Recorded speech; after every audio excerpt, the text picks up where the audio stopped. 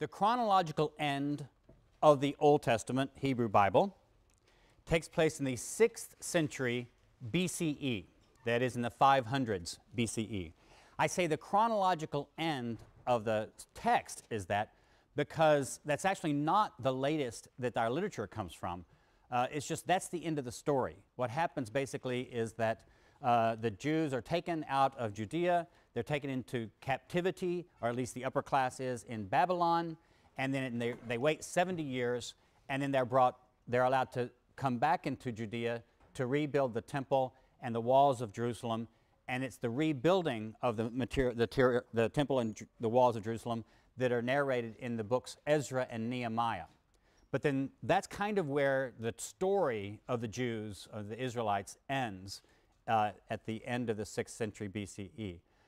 That's not actually the latest document because, as we'll talk about a little bit later today, the book of Daniel, which claims, of course, to be written in Babylonian captivity, but also by a guy named Daniel who lived in the 6th century, it's actually not written then. It's written around the year 164 BCE. So that's the latest document that we have that's in the Hebrew Bible or the Old Testament. So there's a difference in the actual timing of the documents and the chronological end of the story. I'll remind you of what we talked about last time with Alexander the Great, just very briefly. Alexander the Great, remember, wanted to set up a one world, a universal empire. He taught a sort of syncretism of religion. He taught a common language, Greek. He set up these Greek cities all around. These things will all be very important for us. And that process that we call is what we call Hellenization. So the Hellenization of the world in that time means that we even call that period Hellenistic Greek, the Hellenistic period, to differentiate it from classical Greek period, say classical Athens in the 6th and 5th century, and then the Greco-Roman period, which will come later with the period of Rome. The reason Hellenism is so important for us is because Alexander, what happened to his empire after he died? After much confusion and fighting among his major generals after his death, Alexander's kingdom ended up being divided up into 4 major empires. For our purposes, only 3 of those really matter. And on your handout, you'll see the names Seleucus and Antiochus and the Seleucids. Seleucus was one of the generals of Alexander, and he ended up getting the part of his empire that had been Babylonia, that is modern-day Iraq, and Syria. And what happens is you'll find over and over again that a man named Seleucus will have a kid named maybe Antiochus, who will have a kid named Seleucus, who will have a kid named Antiochus. The Seleucids was what we call their dynasty, their family name. They tended to use those 2 names, Seleucus and Antiochus, a lot. So you'll see just Seleucus the 1st, 2nd, 3rd, Antiochus the 1st, 2nd, 3rd, and 4th. Those 2 names were used quite in their family over and over again. So it gets very confusing in historical literature when it's hard to keep them straight, but that's the reason. His general Ptolemy II got the kingdom of Egypt, which was very, very important because Egypt was one of the wealthiest parts of the ancient world. So Ptolemy II took Egypt and set up his own sort of Greco-Egyptian kingdom there. So when we talk about these things, sometimes you'll hear us talk about the Syrian Empire or the Greco-Syrian Empire or simply the Greek Empire. That's because there was a Greek sort of veneer over what would have been local differences. So you'd have Egyptians speaking ancient Egyptian languages, but the elites in the cities would be speaking Greek. So the culture, the elite culture would still be Greek, and the same way in Syria. Ptolemies are easier to keep straight because they tended to all be named Ptolemy. And so they might have a nickname like Ptolemy Philadelphus is a very famous one, but then we give them numbers. So Ptolemy II was the first general who ruled Egypt, and then his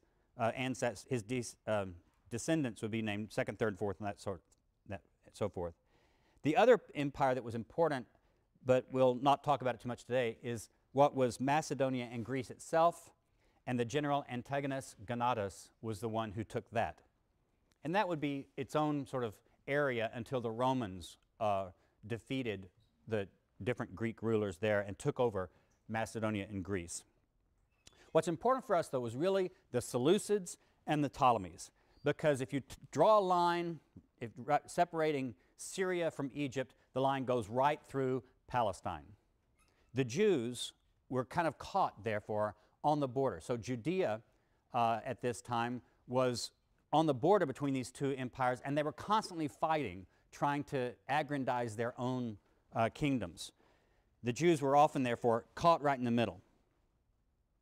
Antiochus IV Epiphanes reigned from 175 to 164 BCE. He's called the fourth, obviously, because he's the fourth Antiochus. Epiphanes, though, is a sort of nickname, and it means manifest. It's just the Greek word for manifest. But what Antiochus was doing with this name is saying he was claiming divine honors for himself, because what he's saying is, I'm Antiochus, God made manifest among you. This was not that unusual. As I said last time, Alexander had sort of claimed divine honors for himself. He was following the lead of a lot of Eastern monarchs and rulers who would claim to be the descendants of a god and claim to be a god themselves and would receive cult and worship. Antiochus IV, though, was ruling at this time, and he had control, he gained control of Judea. At one point, he almost conquered Egypt, as a matter of fact. Again, there were always these battles. But then Rome intervened. Rome was not in control of the Eastern Mediterranean at this time, but they started getting more and more powerful. So Rome came to Egypt, and a Roman general basically said, you've got to withdraw, and forced Antiochus IV to pull out of Egypt. Why did Rome do that? Well, Rome didn't want any other empire in the Mediterranean to get too powerful. So they wanted they didn't want to really control all the eastern part of the Mediterranean at this time. They would have been stretched too thin. But they wanted these two kingdoms to balance each other out. So they weren't particularly for Antiochus IV. They just didn't want him to destroy the Egyptian Ptolemies and him to take over Egypt, because it would make him too powerful. So Rome, though, shows that they have enough power that they can kind of play the referee between different kingdoms, even in the east at this time. While Judea, though, was under Antiochus' control, a lot of Jews tried to figure out, how do you deal with this whole process of Hellenization? In other words, if you want your own kids to get ahead in the world in this time, and you're going to have an elite family yourself in a town, in a city, it makes sense for your kids to get a Greek education. You want your sons, for example, to be able to speak and read and write Greek. Why? Because that's the lingua franca of the elite, of the business and of government and all that sort of thing. It's precisely the way it is now with English around the world. Elite families want their kids to have English education. They want them to be familiar with American culture, and if possible, they'll even send them to a university in the States or to graduate school in the States. And this is partly because there are good universities in the States, but it's also partly because they know that to get ahead, their kids need to use English. They need to become, in some sense, to some extent, Americanized. This is what's going on even in places like Jerusalem at this time. Jerusalem wasn't a huge city, but it was important enough that there were elites there themselves, and so when they responded to this urge of Hellenizing culture to have their kids educated in the gymnasium, remember, so they would themselves get this sort of Greek rhetorical education. In fact, what we'll call, for the purposes, liberals and conservatives in Jerusalem, because there was conflict in Jerusalem at this time over how much Hellenization you should go along with. Apparently, a majority of the priests and the lay nobility supported the Hellenizing group, that is, the Jewish leaders who wanted to bring more Hellenization into Jerusalem itself. The high priest at this time was named Jason. His name is on here. And in 175, he built a gymnasium in Jerusalem. Why did he build a gymnasium in Jerusalem? Well, if you're going to have Greek education, you have to have a gymnasium. He also founded a Greek polis, that is a Greek city structure. And Jason apparently paid Antiochus for the privilege of having Jerusalem recognized as a Greek city. This would have consolidated the power of those Jewish leaders who wanted to press Greek culture more, rather than those Jewish leaders who wanted to hold back on Greek culture. Because if you control the gymnasium and you control the means of education, you actually control the citizenry, because you can't become a citizen of a Greek polis, a Greek city, unless you yourself have Greek education. So sons of people would go to the gymnasium. And notice what this would do also. It would disenfranchise those leading families who didn't want to have their sons Hellenized. So by holding the control of the education, you disenfranchise conservative Jews who are resisting this Greek influence. About this time, apparently, Antiochus offered citizenship status to the Jews, but, and like I said, admission to the gymnasium and the ephebate. Remember the ephebate we talked about, how the boys around the years 18 to 22 or so, around the age that you guys are, you would be enrolled in this sort of quasi-education, quasi-military training club sort of thing of the town. That was the ephebate, and you had to go through that to be a citizen. Jason and his party controlled this, and in fact they renamed Jerusalem Antioch of Jerusalem. There are lots of different cities named Antioch in the ancient world, and they were all done in honor of some Antiochus. So Jerusalem was renamed Antioch of Jerusalem. The high priesthood was the main ruler of the Jews at this time. They didn't have a king, and they didn't have a direct governor. So whoever controlled the high priesthood was sort of the political ruler also at this time. But Antiochus was the one who had the privilege of appointing the high priest.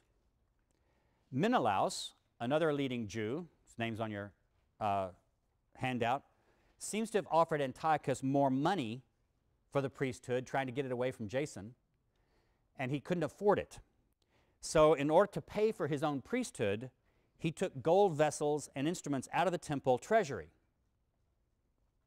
And this seems to have caused a riot. Now notice, Jason, is that a good Jewish name? No. That's not a good Jewish name. Menelaus, is that a good Jewish name?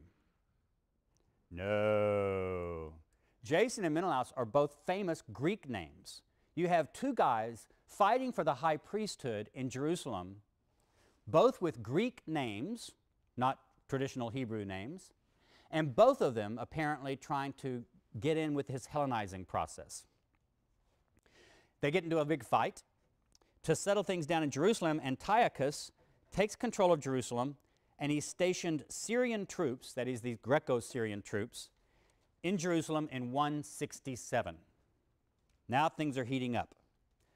Around this time, changes were made to the temple in Jerusalem. It may have been basically to accommodate the soldiers. They may have had to house soldiers from the Greco-Syrian Empire, and they may have used the Temple Mount, apparently, to house some of them. This caused changes to the temple. At this time, Menelaus is in charge, and his Hellenizing party, which we could call the radical reformers, they saw this is the beginning of the anti-Judaism laws. About this time, several laws were passed that forbade circumcision. You can't circumcise your boys anymore. You're forbidden from observing the Torah, the Jewish law. It may have been that even a pig was sacrificed on the altar in Jerusalem, in the Holy of Holies. And the temple was turned into a syncretistic Jewish pagan grove. You know, in traditional Greek religion and other religions, having a grove of trees is sort of considered the sacred area. It's like when you walk through a forest now and you come upon a nice open kind of grove of trees, and all of a sudden you just kind of feel like, you know, some nymph or something is going to jump out at you, and, you know, God is there. So the Greeks liked these sorts of groves of trees, so this is often what they would use as a sacred area. They did this to the temple, and it was renamed as a shrine to Zeus Olympus. Now, notice what's happened. I talked about syncretism last time. If you're one of these liberal Jews, you may not really believe you're doing anything bad. You're not forsaking Judaism. You're just updating it.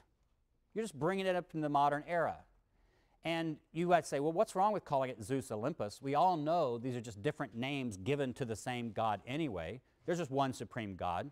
So they may well have identified the Jewish God Yahweh with this god Zeus Olympus and said it's just two different names, one Greek name and one Jewish name for the same Jewish God. That may have been what they were thinking about. They could also have been thinking about the Syrian god Baal. That Baal Shaman was a Syrian god. So they just think, well, we'll have an altar here. Antiochus will be happy because we're worshiping the Syrian god here. The Greeks are happy we're worshiping Zeus Olympus. And the Jews will be happy because it's identified as Yahweh. This whole process of Hellenization, therefore, I'm interpreting this. In a lot of history books, sometimes you'll get the idea that the Jews were all good, loyal Jews, just trying to keep the law, trying to keep Torah, and that the Antiochus IV Epiphanes is putting all this on them and forcing Greek religion and Greek culture on them. That's not really the way it happened. I've told the story the way I perceive, if you read between the lines of some of these ancient Jewish texts, it's more like it's a debate that's going on within Judaism itself. How Greek should we be? How much do you accommodate the dominant culture? Precisely the way you get a lot of this kind of debate in the modern world, our time, of how much do you want your kids, your Jewish boys and girls, to assimilate to be just as American as everybody else? How much intermarriage do you want to have or do you allow? If you're a Muslim immigrant to this country, the first generation, do you let them listen to hip-hop? Do you let the women stop covering their hair? Where do you draw the line? What I'm arguing is that this was what was going on, and it was an internal Jewish conflict that was going on. There were several responses to Hellenization, therefore, among Jews. It wasn't just that that Greeks are here putting this onto Jews. There were responses within Judaism itself. As I've already said, Menelaus and the liberals accept it and promote it. Another priest that had been dislocated from the high priesthood earlier, his family had originally been the high priesthood family, Onias. I think Onias IV is on your handout there. Onias IV actually withdrew from Jerusalem and went off and built a new temple. So he says, well, if you're going to destroy the existing Jewish temple, we're going to have an alternative temple elsewhere. You also have these people that come to be called the Hasidim. It's on your handout. That's from a Hebrew word meaning the holy ones or pious ones or something like that. And they're not to be confused with the modern Hasidim who live in Brooklyn and who come from Eastern Europe. That's a modern movement that came about in the medieval period and has come through. But it's the same word used for these people. These were Jews who decided to be very strict, and they seemed to reject a lot of Greek culture. They certainly rejected Greek religion and Greek sacrifice. They seemed to have promoted the speaking of Hebrew, the use of Hebrew texts, and particularly pious observations of Jewish law.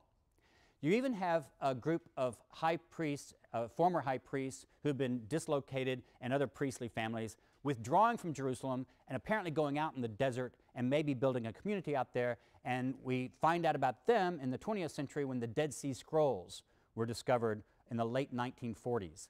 And so a lot of the theories are these Dead Sea Scrolls were the writings of a sect of Jews led by people who had been priestly families, who moved out into the desert, set up camp on the shores of the Dead Sea, and had their own little sort of maybe quasi-monastic community there, very strict in their observation of the law. They keep their documents. They have some documents in Greek, some in Hebrew, some in Aramaic. So that may have been another way to respond to this increasing Hellenization, is just to pull away and form a different community. And then you have the reaction of Mattathias. Mattathias was a priest from Jerusalem who had settled in a village called Modin in the hill country of Judea. And apparently, according to the texts that come down to us, some of which have to be sort of legends and that sort of thing, hero worship, but the story goes that Mattathias was in his village, and a priest and a soldier come from Jerusalem to the village, and they're trying to force the Jews to sacrifice on an altar. Now, what an altar is most of the time is, do y'all see this little base over there in the corner? There's just a little pillar that might be this high, and to offer something, you don't actually have to sacrifice a chicken or anything like that. You can obviously sacrifice animals, but you can just pour out some wine, or you can pour some grain or something like that on the altar and burn it up, and that will suffice as an offering to a god without killing an animal. Something like this may have been going on. Mattathias, it is said, took the sword away from the soldier and killed this priest and the soldier for encouraging Jews in his village to sacrifice to the gods. This, of course, was against the law. So Mattathias runs off to the hills, taking his family with him, his sons. He had several sons, and this is the beginning of the war that comes to be called the Maccabean Revolt. It's called Maccabean because after Mattathias died, shortly thereafter, he was the leader of the revolt in the beginning, his son Judas becomes the head general of the bunch. And Judas early on earned the nickname Maccabeus. And we're not really sure what the nickname means or where it comes from. It could be something like the hammer. So, you know, he could be Judah the hammer. But it may have been an attribute from him being a very good general and winning a lot of battles. But against all odds, this ragtag bunch of basically guerrilla fighters up against a far superior army of Antiochus IV Epiphanes. They beat them. They retook Jerusalem. They didn't actually beat them in Syria. They just beat them several battles in Judah. And Judas was able to recapture Jerusalem and the temple. And in the year 164, they cleansed the temple of the profanation, the pollution of having maybe pigs and things like that sacrificed, being polluted as a Greek temple. And so 164 is the beginning of the celebration of the Jewish holiday, Hanukkah. The Hanukkah song now? No, we won't sing the Hanukkah song. So 164, in the cleansing of the temple, is what Jews celebrate with Hanukkah. Judas Maccabeus reigned as not an official king at that point, but he reigned over Judea this time. And there were still battles that raged between him and his family and his army and Antiochus IV Epiphanes and then other descendants. After he died, his brother, one of his brothers became the leader, and then another brother became the leader. Gradually, these different people of this family came to set up their own dynasty of rulers themselves.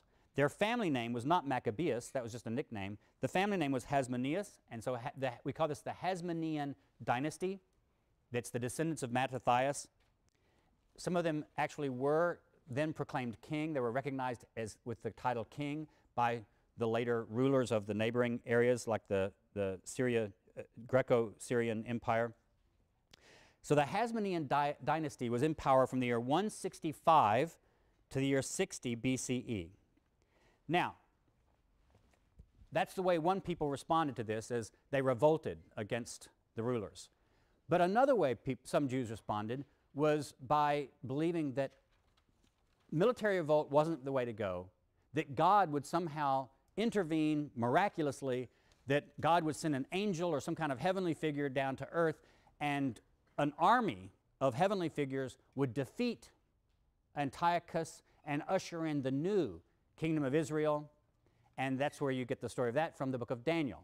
So I asked you to read Daniel, at least the last part of Daniel for today. If you've got your Bibles, take it out and turn with me first to Daniel chapter 8, verse 20.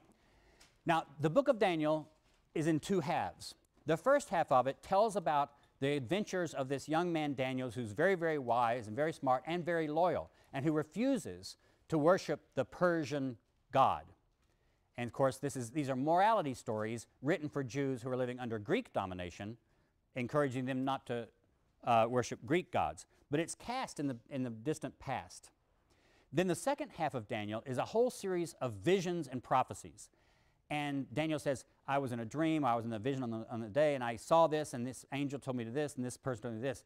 And so it's a narration of the history of humankind, that's part of which has already happened by Daniel, but most of which is to happen in the future for Daniel. And some of this stuff actually does happen. So for example, and he tells about different beasts. There's the ram that does this. There's the beast that does this. But you know that these beasts represent different kingdoms. Because in chapter 8, verse 20, he says, as for the ram that you saw in your vision, with the two horns, these are the kings of Media and Persia. Okay, there was the kingdom of the Medes and the kingdom of the Persians who came together under Cyrus. The male goat is the king of Greece. And the great horn between its eyes is the first king. So that would be Philip, Alexander's father. As for the horn that was broken, in place of which 4 others arose, 4 kingdoms shall arise from his nation, but not with his power. So this is Alexander. He's broken, and his kingdom is divided up into 4 empires, like I told you about earlier. But none of those 4 empires enjoys the same power that Alexander the Great enjoyed with his. So now, notice how you're already given a clue right here in Daniel that these different images, these different beasts, are to refer to kingdoms that are going to come in the future from Daniel's perspective. We know actually that they already did. Then what happens in Daniel is each different chapter, the last part of Daniel, in a sense tells the story over again. He has another vision.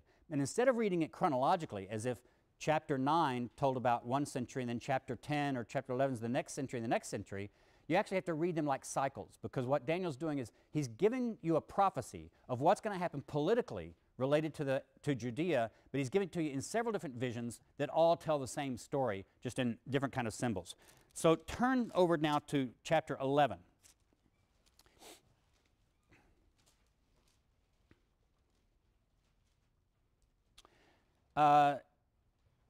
Here again, it's sort of like the fourth, chapter 11, verse 2. The fourth shall be far richer than all of them. When he has become strong through his riches, he shall stir up all against the kingdom of Greece.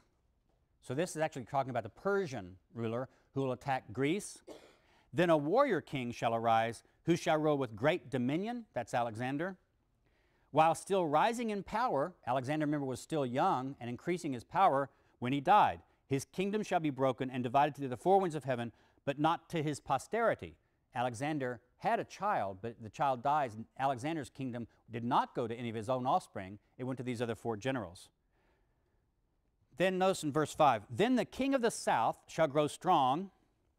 And the next verse, the daughter of the king of the south shall come to the king of the north to ratify the agreement. Okay, what's the king of the south? Who's the king of the south? Ptolemy. Some Ptolemy. One of the Ptolemies. So whenever you see king of the south in Daniel, it's always referring to the Ptolemaic dynasty, one of the Ptolemies. Who's the king of the north? Seleucus or Antiochus. So whenever you see the king of the north, it refers to one of the Seleucids. So over and over again in Daniel, you're going to get the king of the north, the king of the south, the king of the north.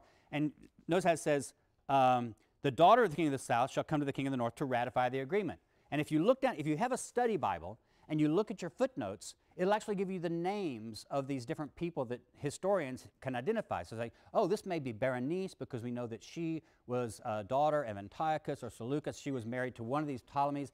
If you follow in your study Bible, and it has to be a good critical study Bible. I mean, if you, by real scholars, if you use, these Bibles that take all this as prophecy that relates to the Soviet Union or to Russia, they might tell you things like, well, the king of the north here refers to, the head of the Politburo or something like this. And so if it's a Bible by a contemporary church that takes all this as referring to our time or the time immediately to the future, which of course a lot of Christians do, then their footnotes might be different. But the footnotes in any good study Bible will place these people to the history of what's going on in Judea at this time. Now go over to chapter 11, verse 29. Because I'm not going to lead you through all the stuff that happens in chapter 11, because if you read it and you read it with the footnotes, it's basically telling you a history of the battles and alliances between the Seleucids and the Ptolemies and where Judea was caught in the middle at different times. At the time appointed, he shall return and come into the south. This is this is Antiochus, not Antiochus IV, but different. But this time it shall not be as before, for ships of Kittim shall come against him, and he shall lose heart and withdraw. Who are the Kittim? Romans, exactly. The Kittim is a term that's used in Hebrew in a lot of different ancient Jewish texts, and sometimes it seems to refer to the Greeks. And here it clearly refers to the Romans, because the Romans come and they force the king of the north back. Notice what it says. Forces sent by him, he shall turn back and pay heed to those who forsake the holy covenant. Antiochus IV will pay attention to the Jews who've forsaken the Torah. Forces sent by him shall occupy and profane the temple and the fortress. They shall abolish the regular burnt offering and set up the abomination that makes desolate. Or in some modern English translations, like the abomination of desolation. That term will be used also in the New Testament in several places. He shall seduce with intrigue those who violate the covenant, that is, the bad Jews who violated the Torah. He will be in cahoots with Antiochus. But the people who are loyal to their God shall stand firm and take action. The wise among the people shall give understanding to many, and for some days, however, they shall fall by sword and flame and suffer captivity and plunder. Who are the wise? The author of the book. Remember, he spent the whole first part of the book setting up Daniel as a wise man. So this author, writing in the name of Daniel, a wise man, identifies other wise Jews of his own day. And he says they're going to oppose Antiochus IV, and some of them will die because of it. When they fall victim, they shall receive a little help, and many shall join them insincerely. Some scholars believe that this little help may be this author's reference to Judas Maccabeus. It may be that he knows that there is an armed resistance, and it's a little bit of help. But he doesn't believe himself that the answer to Antiochus IV is going to be an armed revolt. He believes that it's not going to ultimately succeed. Why? Because God's going to be the one who will intervene, not Judas Maccabeus. The king shall act as he pleases. He shall exalt himself, consider himself greater than any god. Remember, Antiochus Epiphanes, God manifest, and shall speak horrendous things against the God of gods. He shall prosper until the period of wrath is completed, for what is determined shall be done. He shall pay no respect to the gods of his ancestors or to the one beloved by women. He shall pay no respect to any other god. He shall consider himself greater than all, blah, blah, blah, blah, blah. So it's all about setting himself up. Now look, he shall come into the beautiful land, obviously we're talking about Judea, and tens of thousands shall fall victim, but Edom and Moab and the main part of the Ammonites shall escape from his power. He shall stretch forth his hand against the countries, and the land of Egypt shall not escape. In other words, Antiochus IV this time is actually going to capture Egypt, he's predicting. He shall become ruler of the treasures of gold and silver and all the riches of Egypt, and the Libyans and the Ethiopians shall follow in his train. Not only will he overrun Egypt, he's going to go west of Egypt and take Libya, and south of Egypt and take Ethiopia. But reports from the east and the north shall alarm him, and he shall go out with great fury to bring ruin and complete destruction to many. He shall pitch his palatial tents between the sea. What's the sea? What's the sea? Mediterranean. Thank you. Somebody's awake. And the beautiful holy mountain. What's the holy mountain? Say it. Zion. Mount Zion, which is where Jerusalem is founded. Yet he shall come to his end with no one to help him. He shall come to his end? Wait a minute. He conquers Egypt, takes Libya, takes Ethiopia, comes back through Judea, sets up camp somewhere in that coastal area between Jerusalem and the Mediterranean, and there he dies. That didn't happen. Antiochus IV never took all of Egypt. He never took Ethiopia. He never took Libya. And he did eventually die, but he died way over in Babylon. He didn't die here. How do we know that this document was written around the year 164? Because this author doesn't know the end of the story. Notice how throughout the history, he's gotten everything right. Well, not every detail, but he gets a lot of it right. He knows when Antiochus the so-and-so wins a battle. He knows when one of the Ptolemies wins a battle. He knows when they tried to have a treaty between them and marry off one of their daughters to each other to establish peace. He knows when they've called truces. He knows when the Romans intervened and stopped battles between them. He knows all that. He knows that Antiochus profaned the temple. So this has got to be written after 167 because he's telling us all about this stuff that happens with the temple. He knows everything that happens up to 167. And there may be a little hint that he even knows about Judas Maccabeus. But he doesn't know about anything that happened to the cleansing of the temple. He doesn't know about the victory of Judas, which happened in 164. Notice how this is wonderfully convenient for us modern scholars. He gets everything right up to 167 and everything wrong at 164. Because notice what happens then, chapter 12. Right as Antiochus IV dies, according to his prophecy, at that time Michael the great prince, the protector of your people, Michael's an angel, the greatest angel, shall arise. There'll be a time of anguish. There's never been. In other words, this is when all hell breaks loose. The heavens come down. Michael swoops in on a chariot from the sky with angelic armies, and they are the ones who bring the final victory. God breaks into history and brings the final victory. Judas Maccabeus doesn't win the battle. So this is how we date apocalyptic literature. Daniel is one of the earliest cases of what we call apocalyptic literature. Apocalypticism gives you this vision of what's going to happen in the very near future, and it answers the problems of suffering. And the answer is not arm yourselves and fight the battle yourself, because the odds are overwhelmingly against you. You can't defeat all of Rome. You can't defeat all of Greece. You can't defeat Antiochus IV Epiphanes by yourself. But God can.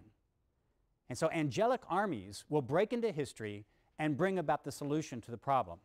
And the apocalyptic writer sets himself up usually far in the distant past, like this guy says he's Daniel writing in the 6th century, and they narrate history through the ages. And you can tell, wow, he's got it all right. Daniel foresaw this stuff writing way back in the year 580. And yet he knows about the Persians, he knows about the Medes, he knows about the Greeks, he knows about Alexander, he knows about the splitting of Babylon's kingdom, he knows about Berenice, he knows about the Romans. And so you think, he knows all this stuff, he got it all right. And you pick it up and you're reading it in the year 164 yourself, 165, and you think, well, he must be right about what's going to happen next. So you think, God's going to break in any day. We're going to be saved. We don't have to fight ourselves, we're going to be saved. And this is how we date apocalyptic literature. Where do they get the history right? And then when does the history go? When does the history just all of a sudden go wrong? That's when it's dated, because they're writing up to that point. So one of the ways that kind of apocalyptic mentality, that apocalyptic worldview, will become very important for early Christianity, because what I'll argue in the rest of this course is, who else was an apocalyptic prophet? Jesus. Who else was an apocalyptic prophet? Paul. All of the earliest followers of Jesus seem to have been apocalyptic-minded Jews. And that's the beginning of early Christianity. Early Christianity starts off as an apocalyptic Jewish sect. They all were reading Daniel. And when they read other prophecies from the Hebrew Bible, they also read those apocalyptically. So the apocalyptic response is another one of these responses to Hellenization. In 63, about 100 years after the cleansing of the temple. First, are there any questions about any of that so far? I'm giving you a lot of both confusing history and confusing terminology. 100 years after the cleansing of the temple, más o menos, in the year 63 BCE, Pompey, the Roman general Pompey, enters Jerusalem, and this is when you have the beginning of Roman control of Judea. Herod the Great gets himself appointed as king of the Jews by the Roman Senate. Only the Senate at this time can proclaim anybody a king. So the Senate would sometimes have client kings on the frontiers of their control. They didn't want to be bothered with controlling everything themselves with their own armies directly or their governors, so they would appoint local kings, whether in Asia Minor, Greece, different parts. Herod the Great was appointed king by the Roman Senate, and he ruled from the year 37 to the year 4 BCE. After Herod the Great died, his kingdom was split up first among his different sons, but Judea itself eventually was placed under direct Roman rule, under procurators that were appointed by the Senate or sometimes by the emperor. And this is what Pilate's job was. Pontius Pilate, who was the governor of Judea, his actual title wasn't governor, he was a procurator, but he was the one in control of Judea during the time that Jesus was killed himself. Pilate was one of these direct Roman rulers of Judea. Galilee was ruled by a son of Herod the Great, Herod Antipas, and different descendants of Herod would rule in different parts of Palestine for many years after that. During the 1st century, there were sporadic uprisings among the Jews. Some of them were apocalyptic, that is, they seemed to have been Jews who were expecting the end to come, but sometimes they seemed to have expected that they were supposed to start it. So, for example, you have Josephus tell us about Jewish prophets who would arise and say, "Follow me to Jerusalem, follow me to Jerusalem." And they'd stand on the Mount of Olives, which is this mountain that's right opposite the main mountain of Jerusalem, and they'd say, "Okay, tomorrow we're going to go out and we're going to march around the walls of Jerusalem, and the walls are all going to fall down." Sound like anything you're familiar with? The walls of Jericho in the Hebrew Bible falling down after the Israelites marched around it for 7 days and then 7 times the last day. Prophets were arising using inspiration from Jewish prophets from the ancient past, and they were setting themselves up again as prophets and again expecting God to break through. So sometimes these prophets arose and they were themselves apocalyptic prophets announcing the end of the known world soon. Sometimes also they seem to have been setting themselves up as king of the Jews. and that would make them a Messiah. Because the word Messiah in Hebrew just means the anointed one. And what do you do when you make someone a king in the ancient world? You put oil on their heads. That's how you anoint a king. So if someone's called the anointed one, that's a kingly title. Now this is very dangerous, because what did I just say about how did you get to be a king in Roman-controlled area? The Senate had to appoint you. Anybody who set himself up as king without being appointed king by the Senate, that was itself an act of treason. So there were, though, other messianic figures who would rise and try to provoke some kind of revolt. The most important revolt of the Jewish people during this time started the year 66. Now we're in the Common Era. So this is 66 CE. It started in 66 with Jews in both Judea and Galilee revolting against Roman rule. They drove the Roman squadron out of Jerusalem. And in the year 70, the Romans finally, after 4 years of warfare, they had surrounded Jerusalem for a full 2 years. They finally took Jerusalem itself. They destroyed the temple.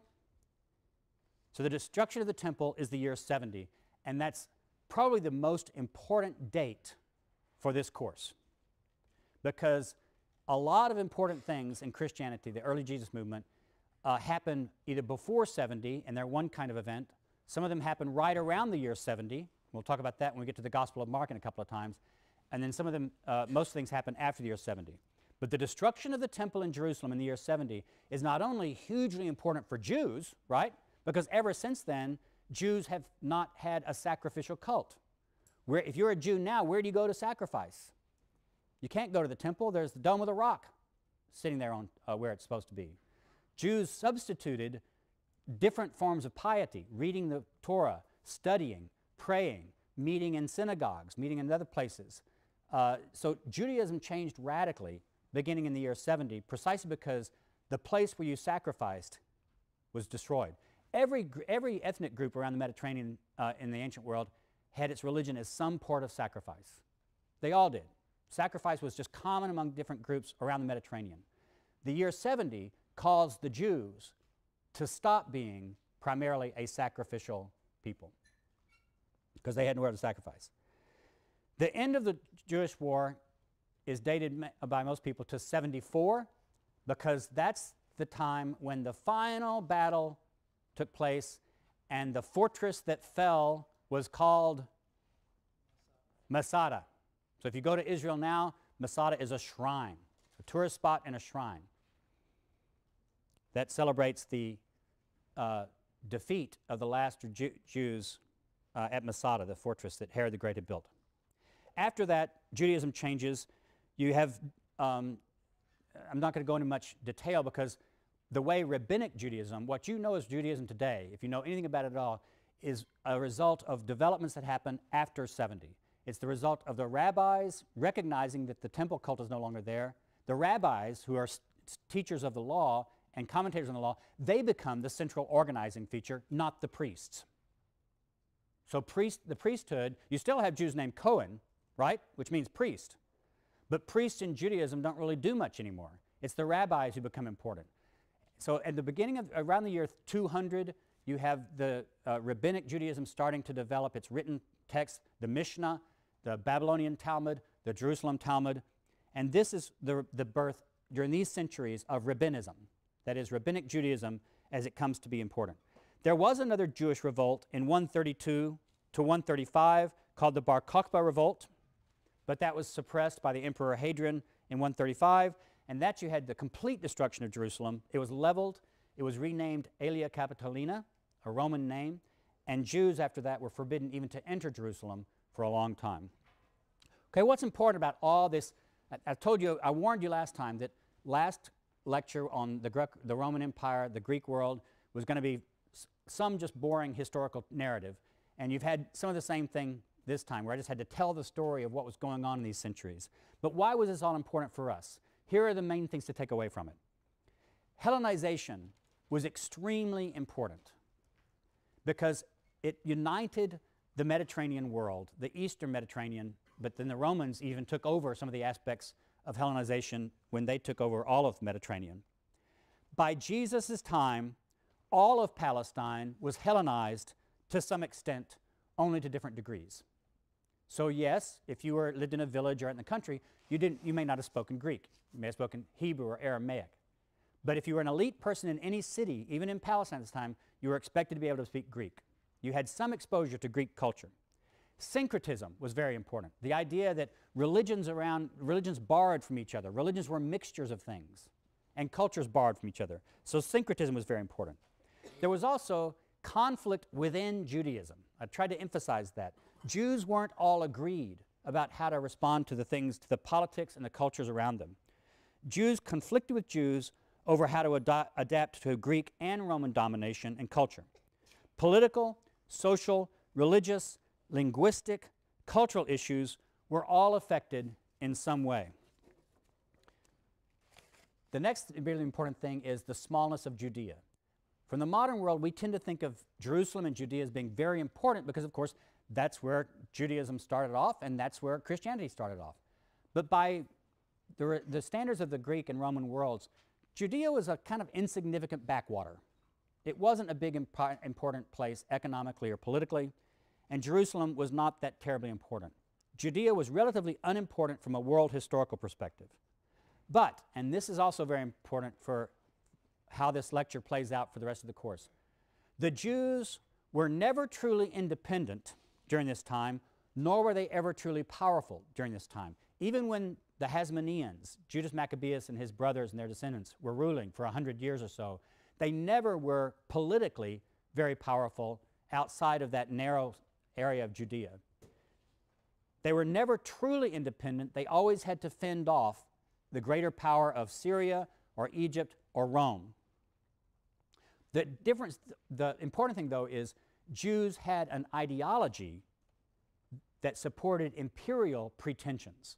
Go back and read the first few Psalms, where God says to my anointed one, and here he's either talking to King David or whoever is supposed to be sitting on King David's throne, you are the king of the world. I will make all the nations flow to Jerusalem. All of them will come and worship me in this holy place. The Psalms are full of language that imply that whoever is in control in Jerusalem is the king of the world.